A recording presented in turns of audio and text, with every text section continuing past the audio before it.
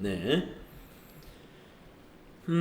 자, 그러면 회계의 순환 과정부터 이어서 하도록 하겠습니다. 제2절의 회계의 순환 과정은 첫 번째 단계가 회계의 거래를 인식하는 단계다 이런 얘기입니다. 우리가 회계상 거래를 인식하는 단계라는 게 무엇이냐 하면은요, 여기 너무 어렵게 설명을 했어요. 네, 어렵게 설명을 했어요. 이 부분만 좀 강조해서 여러분이 알아주면 되겠어요. 이게 회계상 거래다 하는 거죠. 네. 자, 앞으로 이제 이 회계상 거래에 대해서 여러 가지 공부를 할 겁니다. 우리가 상품을 매출했다든가, 만약에 우리 회사가 가지고 있는 건물을 빌려주었다든가, 또는 상품을 도난을 맞았다든가, 상품이 파손이 있어가지고 없어졌다든가, 아니면 화재로 인해서 소실되었다든가, 이런 것들을 전부 회계상 거래로 봅니다. 자, 그러면 이거를 좀 더 체계적으로 이 얘기할 수는 없느냐? 조금 체계적으로 이 얘기한 것이 여기에 있습니다.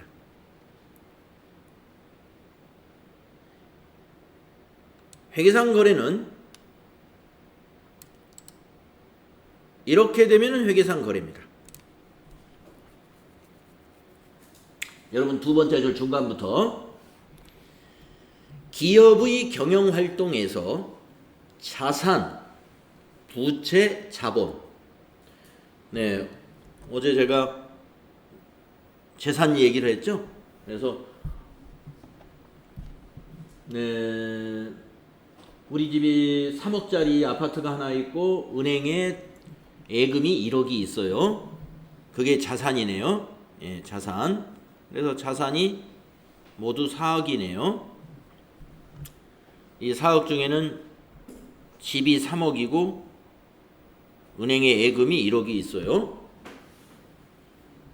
자, 그 다음에 부채, 자본이 있어요. 부채, 자본. 그러면 부채, 자본이라는 건 뭐냐? 이 4억, 내가 가지고 있는 자산은 그럼 4억인데 혹시 은행에 빚이 없느냐 했더니 은행에 빚이 있어요. 은행에. 그래서 은행에 국민은행에서 차입한 것이 어제 얼마라고 그랬더라? 네, 뭐 2억이 있다고 보겠습니다. 2억. 이것만 있다고 보죠. 그러면 이게 부채가 돼요. 부채. 부채가. 그리고 그러면 내 거는 얼마냐? 자, 내가 가지고 있는 집하고 예금해서 전부 4억인데 내가 갚아야 될 게 2억이니까 순수한 내 거 자본은 2억이 되는 거죠. 금액이 어떻게 똑같이 됐어요.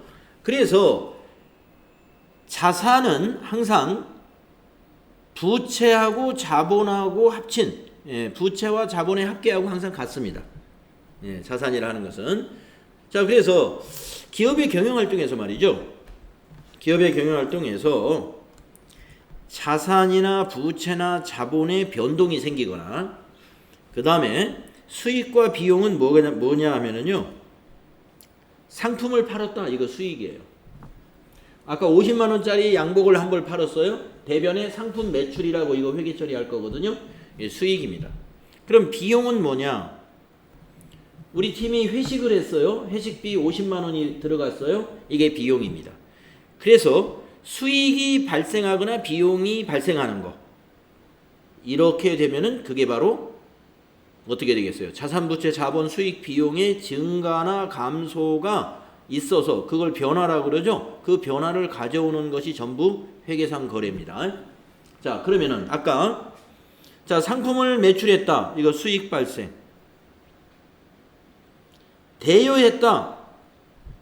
대여했다는 것은 빌려준 거죠. 빌려준 건데 빌려줬다고 해서 바로 자산, 부채, 자본, 수익, 비용에 영향이 있는 것은 아닙니다. 빌려주고 나면 한 달 후에 어떻게 해요? 임차료가 들어오죠. 임대료. 그 임대료를 받으면 그게 수익이 발생하는 거죠. 예. 그다음에 비용 얘기는 여기 없었는데 아까 말씀드린 그런 게 비용이고 도난을 맞았다. 예. 그러면 우리 상품이 누가 도둑질을 해갔어요. 그러면 자산이 감소했죠. 자산이 마이너스. 그래서 자산의 변화가 생기죠. 파손도 됐다. 예. 파손되어도 그걸 못 쓰게 됐으니까 자산이 마이너스 일어났죠. 화재가 나서 상품이 전부 소실되었다. 이것도 자산이 감소했죠. 예. 그래서 이러한 것들, 도난이나 파손이나 화재로 인해서 자산이 소실되었다면 그것도 우리는 회계 처리를 한다 이런 얘기예요. 이것이 회계상 거래의 의미입니다. 예. 그러면 다시 말해서 밑에 또 이런 말을 해놔요. 즉 회계에서는 재무상태표와 손익계산서에 영향을 미치는 것만 거래라고 본다 이랬어요. 그러면 위에 있는 말하고 밑에 있는 말에 어떤 차이가 있는 것이냐? 재무상태표 있잖아요. 재무상태표는 위에 있는 이것과 같아요. 자산부채 자본을 나타내는 표가 재무상태표예요. 그러면 손익계산서라는 건 무엇이냐? 앞으로 배울 손익계산서, 재무상태표. 손익계산서에는 수익과 비용이 나타나요. 수익과 비용이. 그래서 다른 말로 회계상 거래라는 것은 재무상태표와 손익계산서에 영향을 미치는 거래가 회계상 거래이다. 이렇게 말할 수 있겠죠? 네. 같은 말이에요. 그러니까. 자, 그래서 이런 것은 회계상 거래로 보지 않는다 이겁니다. 말로만 한 것. 계약금을 주고받은 것이 아니라 구두로 또는 서류로 계약만 한 거, 전화로 주문한 거, 뭐 말로 약속한 거 이런 것들은 회계상 거래가 될 수 없다.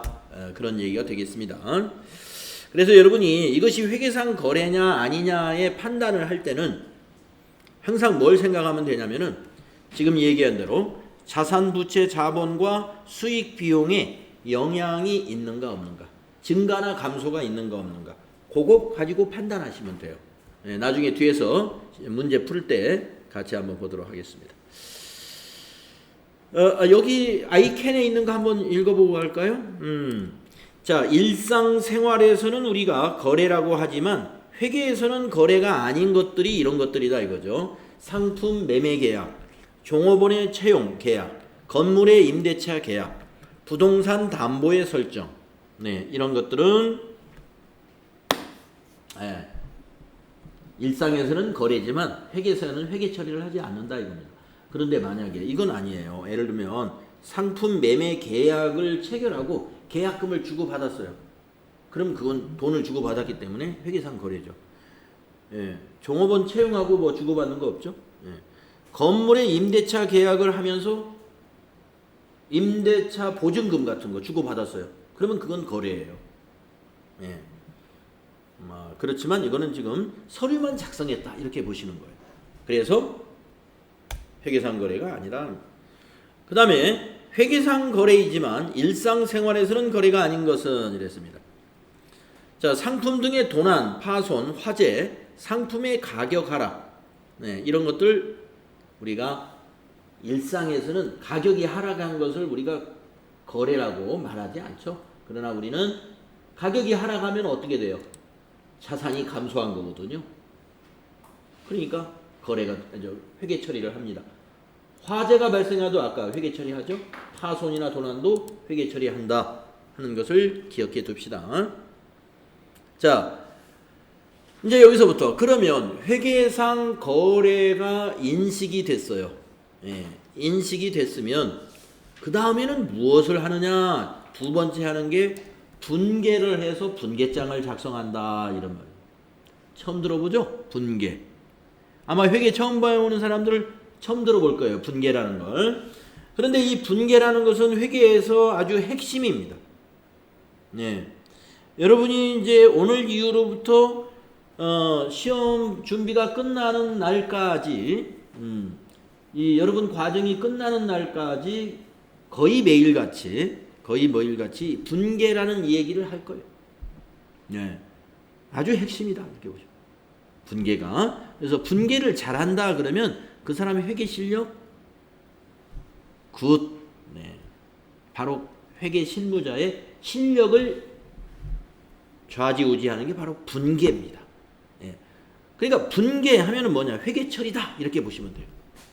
분계 하면 뭐다? 회계처리다.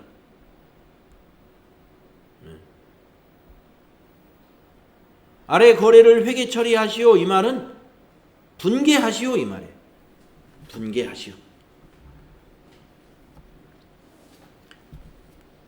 회계 처리하라는 말은 분계하라는 말이다. 이렇게 보시면 되겠습니다. 그러면 이제 우리가 분계를 하기 위해서는 알아야 될 핵심적인 지식이 필요해. 그 핵심적인 지식 중에 첫째, 거래의 8요소라는 게 있어요. 거래의 8요소. 우리가 지금 회계상 거래를 회계 처리할 거니까 그 거래의 8요소에 대해서 우리가 먼저 공부를 해보도록 그렇게 하겠습니다. 자, 여기 있는 내용 보시면 재무상태표와 손익계산서 요소에서 왼쪽에 위치한 것은 자산과 비용이며 오른쪽에 위치한 것은 부채와 자본 수익이다. 네. 네, 여기 있는 그림을 가지고 얘기하는 겁니다. 자, 여러분 여기를 말이죠. 제가 좀 반듯하게 한번 줄을 그어볼게요. 여러분도 아직 줄을 긋지 말고 제가 완성을 하면 그대로 한번 줄을 그어놔 보세요.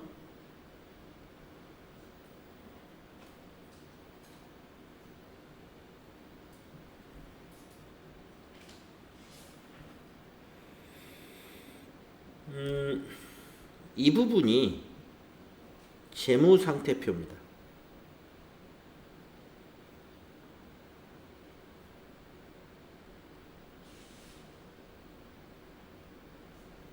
그 윗부분이 재무상태표. 네, 그 아랫부분이 손익계산서입니다.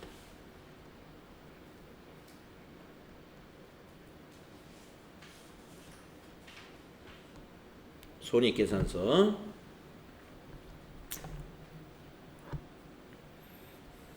자, 그러면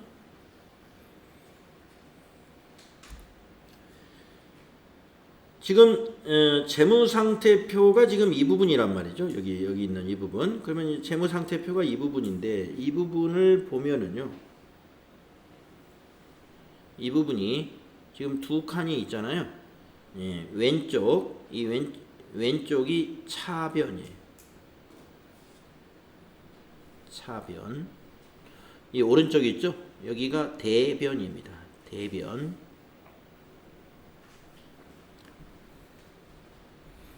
대변.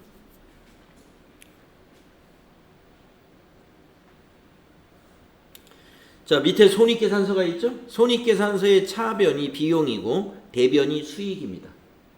왼쪽이 비용이고 대변이 수익이죠. 네.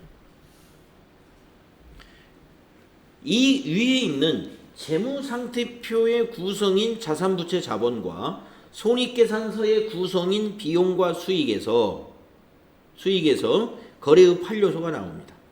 이게 지금 밑에가 차변요소, 여기 오른쪽에 있는 것은 대변요소이죠. 차변요소, 대변요소. 그러면 차변요소 4개가 무엇이냐 하면은 자산의 증가, 요 자산 자기 쪽에 있으니까 자산의 증가, 차변이에요. 그런데 자산의 감소는 반대쪽 대변에 있죠. 자산의 감소. 자산이 차변에 있기 때문에 차변 쪽에서 기록하면은 증가하는 것이고 대변에다 기록하면 감소한다 이런 얘기입니다. 그러면 요 부채를 볼까요? 부채의 경우에는 대변 항목이기 때문에 대변에 기록하면 부채가 증가하고 차변에 기록하면 부채가 감소할 때 기록하는 거예요. 자본을 보겠습니다. 자본도 대변 항목이죠. 대변 항목. 따라서 자본을 대변에 기록하면 자본 증가요. 차변에 기록하면 자본 감소가 됩니다. 이번에는 비용을 보겠습니다. 손익계산서로 와서 비용이 차변 항목이에요. 손익계산서에. 그러면 비용이 발생하면 차변에서 기록을 하죠. 예. 수익을 보겠습니다. 수익은 손익계산서의 대변에 있습니다. 그래서 수익이 발생하면 대변에다 기록을 하는 거예요. 대변에다가. 그래서 우리가 거래의 8요소라고 하는 것이 매우 중요한데 이 차변 요소의 4가지와 차변 요소 4가지와 대변 요소 요 4가지 예. 이거를 합쳐서 우리가 8요소라고 해요. 차변 요소 4가지, 대변 요소 4가지. 그래서 모든 거래는 차변 요소 하나와 대변 요소 예. 뭐 2개일 수도 있어요. 예. 2개일 수도 이렇게 차변 요소와 대변 요소로 결합되어서 거래가 일어나는 겁니다. 차변 요소와 대변 요소로 서로 결합해 가지고 거래가 발생을 하게 되고요. 모든 장부 기록을 그렇게 할 거고 우리가 분계를 할 때 차변과 대변으로 그렇게 나누어서 분계를 할 겁니다. 자, 이제 요걸 한번 읽어 볼게요. 자, 재무상태표와 손익계산서 요소에서 왼쪽에 위치한 것은 자산 비용이 지금 왼쪽에 있죠. 오른쪽에 위치한 것은 부채 자본 수익이다. 네, 부채 자본 수익이 오른쪽에 있죠. 회계상 모든 거래는 왼쪽 요소와 오른쪽 요소가 결합하여 발생하는데 차변 요소는 자산의 증가, 부채의 감소, 자본의 감소, 비용의 발생이며 대변 요소는 자산의 감소, 부채의 증가, 자산의 증가, 수익의 발생이다. 지금 요거 대변 요소고 요거 차변 요소다 이런 얘기입니다. 이것을 우리는 여러분이 가장 빠른 시간 내에 이것을 이해해 두고 암기해야 됩니다. 이해해 놓고 암기하셔야 돼요. 네. 이 그림 아주 중요한 그림입니다. 자, 그러면 지금 이제 우리가 모든 회계 처리를 할 때 이 거래의 8요소에 맞게끔 회계 처리를 해야 되는 거예요. 자, 여기 이 부분을 한번 더 자세히 보겠습니다. 증가와 감소에서 재무상태표 요소와 손익계산서 요소가 같은 방향에 기록이 되면 증가. 네, 같은 방향에 기록이 되면 증가. 자, 보세요. 자산이 차변에 있죠. 그러니까 차변 쪽에서는 자산이 증가해요. 네. 그러나 반대쪽 감소하죠. 네. 표시되며 반대 방향으로 기록하면 감소로 표시된다. 네. 바로 그 원리를 잘 기억하세요. 네. 반대쪽에 기록하면 감소, 같은 방향에 기록하면 증가. 자, 부채가 대변 요소죠. 그러니까 대변에 기록하면 부채 증가, 차변에 기록하면 부채 감소다. 그런 얘기가 되는 것이죠. 자, 다음은 거래의 이중성이라는 복식부기의 원리에 대해서 알아보겠습니다. 자, 거래가 이중이다 하는 것은 모든 거래는 차변 요소와 대변 요소로서 거래가 기록된다는 얘기예요. 자, 모든 거래는 원인과 결과의 인과관계를 파악하여 이중으로 기록하기 때문에 오류에 대한 자가 검증 기능이 있다. 이것을 우리가 복식부기라고 불러요. 복식부기. 예. 자, 그러면 우리 지금 복식부기라는 말이 나왔는데, 복식부기라는 말이 나왔는데, 그럼 부기에는 복식부기 말고 다른 부기도 있느냐? 자, 그러면 우선 부기라는 말이 무슨 말이냐? 예, 부기. 예, 부기. 이거 메모장에서 한자를 쓸 수가 없는데, 예, 부기라는 것은요, 장부에 기록한다라는 그런 의미를 갖고 있는 겁니다. 예. 장부에 기록하는 게 부기예요. 그래서 이 전산회계 자격증이라는 것이 생겨나기 이전에는 부기라고 하는 자격증이 있었어요. 예. 부기라는 자격증. 그래서 옛날에 수기로, 그러니까 펜으로 이 장부를 쓰는 그런 시기에는 전산화가 되지 않은 상태이기 때문에 전산회계에 이런 자격증이 없어요. 예. 그러니까 부기 자격증이었습니다. 장부에다가 회계 장부에다가 기록하는 걸 우리가 배우는 거예요. 자, 그런데 부기가 그러는데 지금은 그러면 부기 아니지 않느냐? 우리가 지금은 전자식으로 기록을 하는 거죠. 전자식으로. 그러니까 부기랑 마찬가지예요. 다만 우리가 종이에 쓰지 않고 전자 자료로 만든다 이 뜻이에요. 그러면 이 부기에는 복식부기라는 게 있고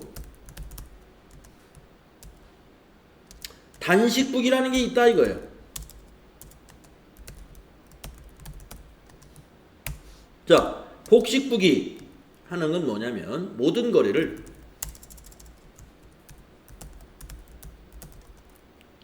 차변 요소와 대변 요소로 이중으로 기록하는 거예요. 이중으로.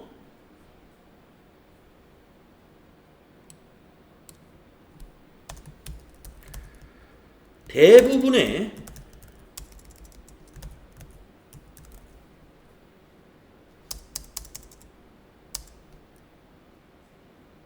모든 법인이 여기에 해당돼요. 여러분 법인이라 그러면 주식회사라고 생각하시면 돼요. 예, 법인. 모든 법인은 복식부기에 의해서 회계 처리해야 됩니다. 예. 그러면 단식부기라는 건 뭐냐? 우리가 간편장부라고 하는 게 있는데요. 간편장부의 회계 처리를 하는 것이에요. 이는 소규모 개인기업에서 이거 합니다. 소규모 개인기업은 복식부기에 의해서 회계 처리 안 하는 기업도 있어요. 예, 작은 회사, 소규모의 또 법인이 아니라 주식회사가 아니라 주식회사는 규모가 작든 크든 무조건 복식부기에 의해서 해야 돼요. 그래야 세무서에서 장부를 기장하고 있는 기업으로 인정을 합니다. 예, 근데 개인 기업은 전부 다 복식부기 안 해도 돼요. 규모가 작으면. 예, 규모가 작으면. 그래서 연간 매출액이 뭐 7,800만 원 또는 뭐 8천만 원 이렇게 기준을 정해놨어요. 예, 그래서 우리가 이제 사업이 끝나면 그 사업의 결과에 대해서 세무서에 신고를 하잖아요. 그러면 신고를 해놓으면 가령 금년도 당기까지는 단식부기 해당자였어요. 그러면은 홈택스에서 간편장부 다운 받아가지고 이렇게 그 양식으로 엑셀로 쓰든지 뭐 종이에 써놔도 상관없어요. 그래서 간편장부는 쉽게 말하면 뭐하고 비슷하냐면 우리 가정에서 쓰는 가계부 정도 수준이라고 보시면 돼요. 예, 그냥 지출된 거, 수입된 거, 예, 그 내역을 쭉 기록해 나가는 예, 용돈 기입장과도 유사하고 우리 가정에서 주부님들이 쓰는 가계부 형식과 아주 유사한 것이 간편장부. 누구나 쉽게 기록할 수 있도록 양식이 되어 있어요. 예, 그래서 여러분도 한번 궁금하면 홈택스에 가서 간편장부 다운을 받아서 보면은 엑셀로 만들어서 이게 쉽게 쓸 수 있도록 양식화되어 있습니다. 자, 이런 것은 소규모 기업에서 하는 겁니다. 우리가 지금 재무회계를 배우는 것은 단식부기를 위해서 배우는 것이 아니라 복식부기를 하기 위해서 배우는 거예요. 예. 재무회계는 복식부기에 회계 처리를 하는 것이다. 그러니까 우리는 어떻게 한다? 항상 거래를 기록할 때, 회계를 처리할 때 언제나 차변 요소와 대변 요소로 앞으로 기록할 거예요. 예. 절대로 한쪽만 기록하는 일은 없습니다. 복식부기니까. 자, 그래서 이것을 우리가 복식부기는 양쪽으로 기록한다 해서 거래의 이중성이다. 이렇게 말한다. 이거. 그 양쪽의 관계는 인과관계를 가지고 있어요. 어느 한쪽은 원인이라면 그 반대쪽은 결과가 되는 겁니다. 원인과 결과로서의 인과관계를 가지고 있다. 그 다음에 대차 평균의 원리가 있어요. 앞으로 여러분이 이제 이중으로 기록할 때 차변 요소와 대변 요소로 나누어서 기록하는데 항상 차변 합계와 대변의 합계는 언제나 일치할 거예요. 차변이 100만 원이면 대변도 100만 원. 차변이 10만 원이면 대변도 10만 원. 일치하지 않으면 무조건 틀린 겁니다. 그래서 우리는 대차 평균의 원리, 복식부기의 대차 평균의 원리. 차변과 대변의 회계 처리할 때 금액이 항상 일치하다는 거. 예, 두 가지 원칙. 이거에 따라서 우리는 뭐를 한다? 회계 처리할 것이고, 그 회계 처리하는 것이 바로 분계라고 하는 것이고, 그럼 그 옆에 있는 분계장은 무엇이냐? 그렇게 해서 만들어진 장부가 분계장이에요. 예. 그렇게 해서 만들어진 장부가 분계장이 되는 겁니다. 자, 그러면 지금 아직은 우리가 지금 그 프로그램에다 여러분이 입력을 해볼 기회를 가질, 나중에 이제 입력을 해보게 되는데, 우선은 우리가 뭐 시험용이라고 그럴까요? 해서 손으로 하는 걸 우리가 알아야 돼요. 수기로 공부할 때 우리가 이런 그림을 앞으로 많이 그릴 겁니다. T계정. 이런 그림을 많이 그릴 거예요. 그래서 여기다가 이제 뭐라고 쓸 거예요. 여기다 뭐 보통예금이다 그러면 여기다 보통예금.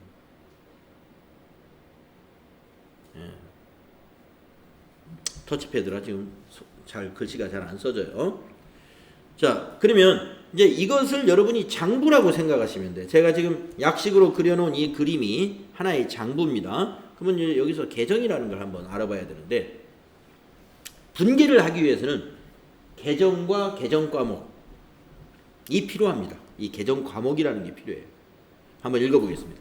기업의 경영활동에서 회계상 거래가 발생하면 자산의 증가와 감소, 부채의 증가와 감소, 자본의 증가와 감소, 수익과 비용이 발생하는데, 이때 각 항목별로 설정된 기록 및 계산 단위를 계정이라고 한다. 어카운트, 계정이라고 한다. 또한 현금 계정, 보통예금 계정, 상품 계정 등과 같이 그 계정에 붙이는 이름을 계정 과목이라고 한다.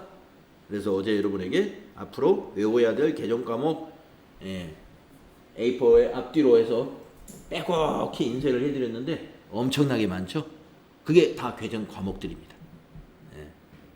거기에 있는 계정 과목 전부를 우리가 공부하지는 않을 거예요.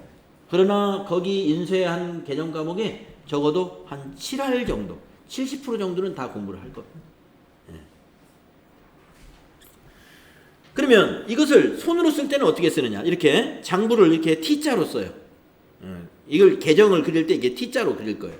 이게 계정. 그래서 T계정, 이런 걸 T계정. 그러면 계정 과목은 뭐냐? 그 위에 붙이는 거, 요거. 지금 여기 보통예금이라고 써놨죠? 이게 계정 과목이에요. 그러면 보통예금 계정 과목을 T자로 나눴으면 이 왼쪽이 차변, 오른쪽이 대변, 이렇게 나누어지는 거예요. 그래서 보통예금에 입금되었다 그러면 차변에다가 기록을 하면 되고, 보통예금에서 이체되었다, 인출, 빠져나갔다 그러면 그때 대변에 기록하시면 돼. 왜 그러냐면 이제 아직은 안 배웠지만 보통예금이라는 건 예금 통장이니까 자산이거든요. 자산. 그래서 자산은 우리가 거래의 판료소에서 위에서 보면은 자산을 기록할 때는 자산의 증가는 차변에 기록했죠. 그래서 아까 차변에다 그리자 한 거고, 보통예금에서 돈이 인출되었다 그러면은 돈이 빠져나갔죠. 그러니까 자산의 감소를 기록할 때는 대변 요소예요. 그러니까 대변에 기록하는 거예요. 이러한 사실을 절대로 어겨서는 안 돼요. 그게 만약에 뒤바뀌었다 그러면 틀린 거예요. 거꾸로 기록하는 거죠. 자산이 감소했는데 증가했다고 기록하는 거예요. 엉터리가 되는 거죠. 그러면 장부가 안 맞게 되는 겁니다. 그래서 여러분 거래의 판료소 어떻게 하겠어요? 이거 무지하게 중요한 거예요. 무지하게 중요해요. 사실은 뭐 이해를 하든 못하든 무조건 암기해야 될 것 중에 하나입니다. 무조건 암기해야 될 것 중에 하나입니다. 거래의 판료소 꼭 암기해 두시고요. 그 다음에 지금 여기 아주 간단한 그림이지만 이것이 여러분 이것이 굉장히 중요하다고 그랬어요. 예. 자, 이게 재무상태표고 이게 손익계산서 요소예요. 자, 재무상태표 요소가 무엇입니까? 그러면 여러분은 이렇게 답하면 돼요. 자산, 부채, 자본이다. 재무상태표는 자산, 부채, 자본을 나타낸다. 예. 그래서 우리 집에 재무상태표 하면 여러분도 한번 우리 집에 자산, 부채, 자본. 여러분 잘 모르겠죠. 부모님들이 아시겠죠. 그걸 한번 만들어 보는 거예요. 재무상태 하면은 자산, 부채, 자본.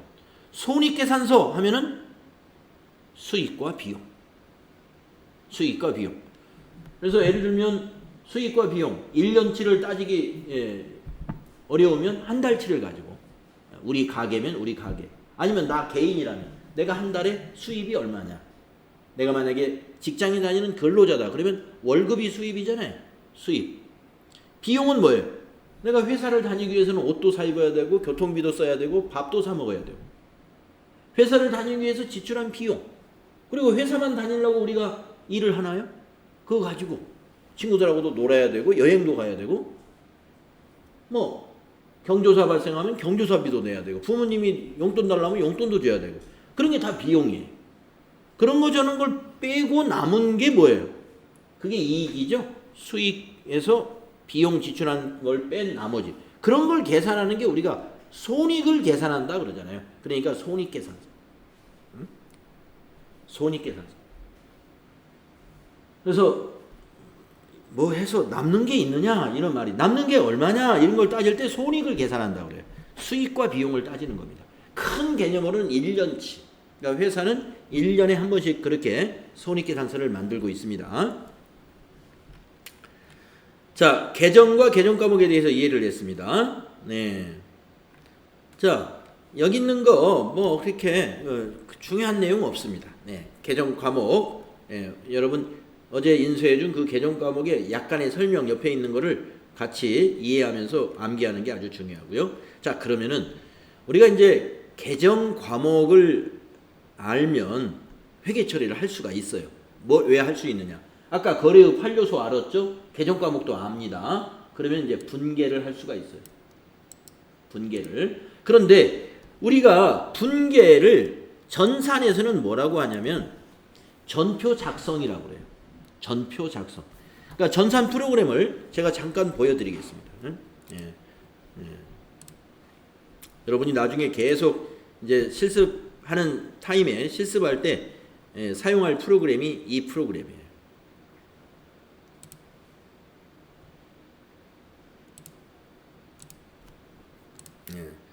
더존 스마트 A라고 하는 교육용 프로그램인데 이렇게 생겼습니다. 자, 메뉴들이 쫙 나와 있죠. 그런데 아마 지금 금방 한눈에 안 들어오겠지만 자, 어디를 봐도 분계라는 단어는 안 보일 겁니다. 아까 제가 회계는 분계에서 시작해서 분계로 끝날 정도로 오늘부터 분계 얘기로 해서 여러분들이 시험 보기 하루 전까지도 분계 연습을 하고 있을 줄 모른다라고 했는데 분계? 뭐 손익계산서, 재무상태표 이런 건 보이는 것 같은데 분계라는 말이 안 나오죠. 왜냐? 아까 책에서 뭐라고 했습니까? 전표 입력이라고 그랬죠? 우리 전산에서는 전표 입력을 하면은 여기 분계장이 있죠? 그냥 분계장이 만들어져요. 네, 분계장이. 네, 그래서 우리 교재에서 분계해놓고 옆에다가 전표 작성이라고 하는 겁니다. 전표 작성. 네. 전산에서는 작성도 아니고 전표 입력이라고 해요. 전표 입력. 여기 보시다시피 일반 전표 입력, 매입, 매출 전표 입력이라고 하죠. 네. 그걸 배울 거예요. 근데 전산으로 입력을 하려면은 자기가 손으로 할 수 있는 사람이 전산에 입력이 가능하겠죠. 그래서 우리가 그걸 배워보자 이거. 자, 기업의 경영활동에서 회계상 거래가 발생하면 차변 계정과 대변 계정에 어떤 계정 과목으로 얼마의 금액을 기록할 것인지 결정하는 절차를 분계라고 하며 분계를 기록한 장부를 분계장이라고 합니다. 이런 얘기예요. 분계가 기록된 장부가 분계장. 자, 그러면 분계를 해야 된다는데 그 절차는 어떻게 되느냐? 네. 우선 3단계. 네, 3단계. 첫째, 그 회계상 거래를 어떤 개정 과목에 기입해야 될까? 개정 과목을 찾아내야 돼요.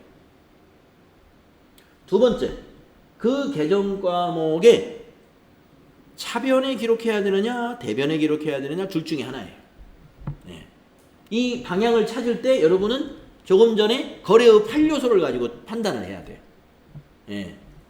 증가냐, 감소냐, 이걸 가지고. 예. 차변 요소, 대변 요소. 예. 그 다음에 세 번째, 금액은 얼마지? 예.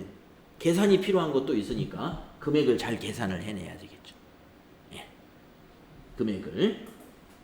그러니까 이렇게 사실은 날짜도 여기서 중요해요. 근데 뭐 날짜를 판단하는데 어려움이 있는 것은 거의 없으니까 개정 과목, 그리고 차변인가 대변인가, 그 다음에 금액은 얼마일까, 이것이 정리가 되어야 분계를 할 수 있다, 이 말씀이죠. 자, 그러면 밑에 이게 주의가 아니라 사실은 왜 이 책에서는 주의, 여러분도 주의라고 돼 있나요? 예, 예입니다. 예, 그냥 예. 문제죠, 문제. 사례. 예. 그냥 그렇게 받아들이면 돼. 주의라고 돼 있는 게 이 교재에서 어떤 이런 식으로 표시돼 있어요. 자, 예를 하나 볼게요. 상품 20만 원을 현금으로 구입하였다라는 거래를 한번 생각해 보자. 자, 우리가 일단 의류 도소매업이라고 생각을 해요. 그러면 이제 옷을 팔려면 옷가게에 옷이 있어야 팔죠. 그러면 상품을 사러 우리가 파는 것을 상품이라고 해요. 그러면 그걸 어디 가서 사와야 되지 않습니까? 그러면 이천에 옷 장사하시는 사장님들이 대개 이제 서울에 가서 옷을 사오겠죠. 그게 이제 상품을 현금으로 가서 사오는 거예요. 동대문 시장, 남대문 시장에 옷 도매업자들한테 사와야 되겠죠. 아니면 그 공장, 메이커에 가서 사와야 되겠죠. 20만 원어치를 현금 주고 사왔대요. 자, 그러면 개정 과목을 한번 찾아볼까요? 이런 얘기예요. 여기서 상품이라는 게 개정 과목이에요. 상품이라고 하는 게. 또 이것도 개정 과목이에요. 현금이라는 개정 과목이 있어요. 그래서 동그라미 1번에 보면 상품과 현금 개정 과목을 찾아낼 수 있어야 됩니다. 이런. 앞으로 이제 이런 걸 찾아낼 수 있는 실력을 우리가 키워야 되는데, 그래서 개정 과목을 많이 알아야 된다. 그 다음에 두 번째, 상품이라는 자산이 증가하였으며 자산의 증가는 차변에 기입한다. 이걸 어떻게 알았느냐? 조금 전에 우리 거래의 8요소 정리했잖아요. 자산의 증가는 차변에 기록하는 겁니다.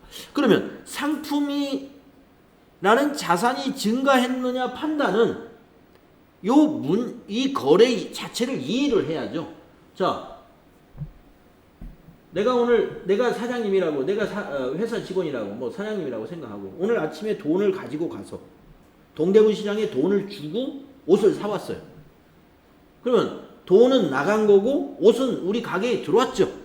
그러니까 상품이 증가했고 현금은 감소했고, 이런 정리가 돼야죠. 예. 상품은 증가했고 현금은 나갔고, 즉 감소했고, 따라서 상품도 자산이요, 현금도 자산입니다. 상품도 자산이고 현금도 자산이에요. 예.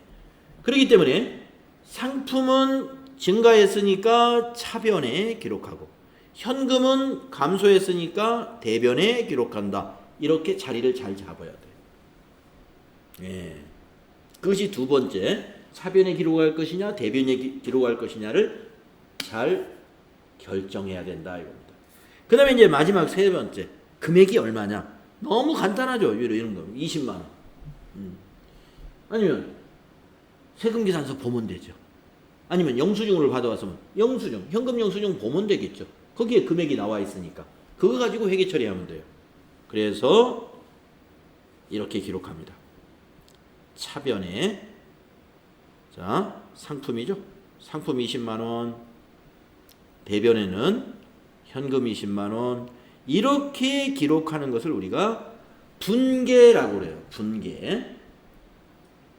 이렇게 기록하는 것을 분계라고 합니다. 그래서 분계를 쓸 때 아주 여러 가지 형식이 있어요. 자, 이렇게 기록을 할 수도 있고요. 간단하게 할 때 가운데다 선을 닦아요. 그리고 왼쪽에 쓰면 차변이고 오른쪽에 쓰면 자동으로 대변이라고 우리가 이해하면 돼요. 그래서 차변, 대변 이걸 쓰는 거 대신에 가운데 줄을 긋고 여기다가 상품 20만 원, 현금 20만 원. 분계를 이렇게 쓸 수도 있습니다. 예, 편한 대로 하시면 돼요. 또 어떤 책에서는 이 가운데 있는 선을 이렇게 안 긋고 이렇게 그을 수도 있어요. 약간 대각선 모양으로. 예, 그래도 이쪽이 차변, 이쪽이 대변입니다. 예, 이렇게 수직으로 긋든 사선, 기울임꼴로 긋든 간에 왼쪽은 차변, 오른쪽은 대변. 그리고 이렇게 쓰기도 해요. 차변 얼마, 대변 얼마. 예, 나란히 이 폭이 너무 좁아. 이 폭이 좁은 데다 써야 돼. 그러면은 이렇게 이게 열거를 할 수가 없죠. 그러면 이제 이렇게 차변 뭐 얼마, 대변 뭐 얼마 이렇게 쓰면 자연스럽게 아는 거죠. 줄이 바뀌어도 얼마든지 알 수가 있죠. 네, 그래서 분계 기록하는 방법, 이런 방법을 해도 되고 이런 방법으로 해도 되고 밑에 있는 이런 가운데 선을 이렇게 그어도 된다. 네. 그리고 여러분 이제 회계에서 숫자를 쓰실 때요. 20만 원을 기록했는데 여기 보면 200하고 쉼표 찍고 000 했죠? 네, 이걸 우리가 콤마라고 읽게 되는데 우리가 숫자를 회계로 처리할 때 말이죠. 여러분 이런 거 보셨나요? 엑셀이 굉장히 엑셀을 많이 쓰잖아요. 우리 회계 처리할 때도. 만약에 20만 원을 입력을 해요. 또 200만 원을 입력을 해요. 2천만 원을 입력을 해요. 자, 이 자릿수 구분 기호가 없으면은요, 이게 도대체 어느 게 200이고 어느 게 2천만 원인지 잘 몰라요. 그래서 여러분들, 자, 제가 C라는 열번호를 클릭하고 회계 스타일로 이걸 한번 바꿔볼게요. 셀 서식에 가서 여러분 엑셀을 잘 쓰시는 분들은 여기에 표시 형식에 회계라는 형식이 있는 거 아시죠? 그래서 회계 확인해 봤습니다. 자, 원 표시는 그냥 생략을 한번 해볼까요? 네. 자, 통화기호 없음. 이렇게 말하면. 자, 회계 처리를 했더니 이게 붙었죠? 여기 있는 여기 콤마라고 하는 거 이거. 쉼표. 그러니까 회계에서는요. 숫자를 항상 1000자리마다 콤마를 붙여서 씁니다. 예. 그리고 여러분이 이제 상대방한테 숫자를 읽어 주실 때